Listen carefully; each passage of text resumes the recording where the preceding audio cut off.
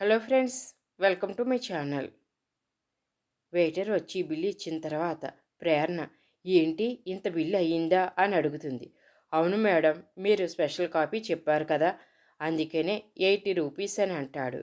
కానీ ప్రేరణ పర్సులో మాత్రం 20 రూపాయలే ఉంటుంది. ఇక డబ్బులు లేకపోయేసరికి సిద్ధు వైపు చూస్తుంది. సిద్ధు కూడా బిల్ కట్టడానికి తన పర్సు తీస్తే తన పర్సులో కూడా 20 రూపాయలే ఉంటుంది. అయ్యో, నా దగ్గర కూడా డబ్బులు లేవు అని అనుకుంటాడు.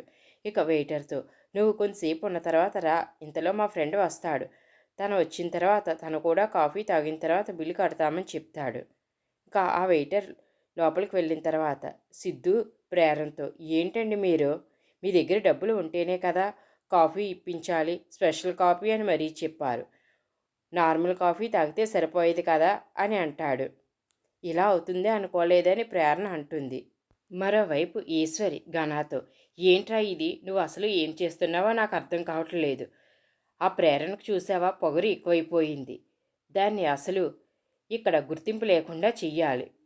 నువ్వు ఏం చేస్తావో నాకు తెలీదు. అది ధైర్యంగా మన ఇంటికి వస్తుంది.